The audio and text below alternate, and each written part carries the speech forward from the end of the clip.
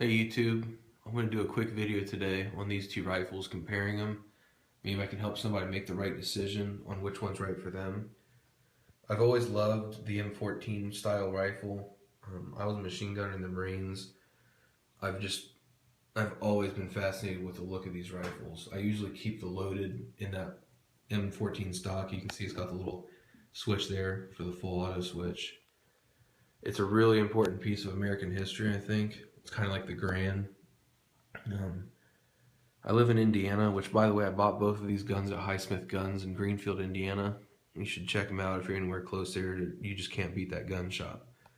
But in Indiana last year, there was talk that they were going to make high-powered rifle hunting legal for deer. So I sold my 450 Bushmaster and bought this loaded. I decided to go with the loaded and pay the extra for the National Match sights and the barrel and the National Match trigger group. It's got the flash hider like the old Super Matches had on them and the M14s had on them. It's a beautiful rifle. It doesn't kick at all. I mean, it's smooth. I've never had a jam with it. It's a beautiful rifle. I went with this one first because, like I said, I've always loved the full-length look of them. And I was going to use it for deer hunting, so I went with this. Lo and behold, Indiana couldn't get it done. So I sold my 450 Bushmaster for nothing, and I'm stuck with the M1a loaded now, which I guess is a good problem to have. That's what muzzleloaders are for. But the problem with the loaded, or the standard, or the National Match, any full-length M1a, they're freaking big. They're freaking heavy. They're hard to walk through the woods if you've got a slung that long barrel sticking out the front, the 22-inch barrel with that flash hider. It catches everything. There's just nothing mobile about that rifle. But luckily, they make the Scout Squad model. I've never had a SOCOM. The SOCOM 2 is definitely out. I could see myself getting a SOCOM 16 eventually. My buddy had one. He said he didn't really like it. He didn't think it was that accurate. The SOCOM has a muzzle brake on it instead of the muzzle flash hider. It does have the National Match, which is what that little NM stands for. National Match sights. Has a standard barrel. It has the same gas system as the loaded, where the SOCOM has a little bit different of a gas system. And it's got the standard trigger group in it, not the National Match. It's got the Scout mounted optic rail up front, which I'm not real big into the whole tactical thing. I had this sight on a Mini 14 that I sold to buy this rifle, actually. It's a Strike-Fire 2. If you put that low-profile ring on it, it's perfect for this gun. The sight picture is perfect. You can tell it's still got a lot of the packing grease on the bolt and everything.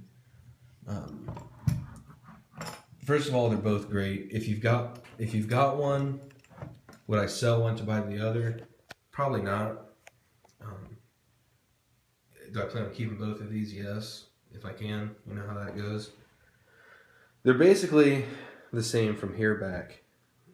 The loaded has the 22-inch barrel. The Scout Squad has the 18-inch barrel. I kind of like the muzzle brake. You can tell it blows air out the side and up a lot more than the flash hider does. I'll tell you right now, neither one of these kick at all. For a 308, besides a machine gun like a 240 Golf or something, the only time I've shot 308's been through a bolt gun, and you can tell when you shoot a 308 out of a bolt gun, you shot a 308.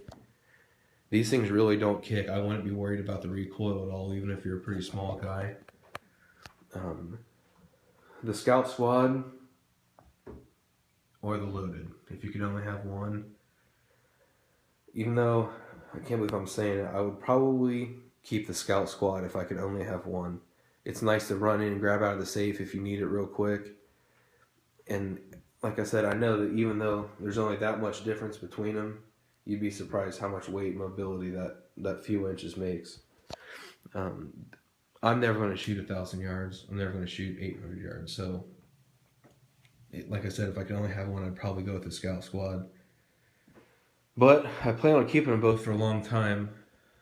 So I hope this helps anybody. If you have any questions or anything, let me know. But I'm sure I'm going to get a bunch of hate from the loaded guys saying you're crazy to think that the Scout Squad's better than the loaded, but that's just my opinion. But if you have any questions or anything, ask them below, and don't forget to like and subscribe. Thanks.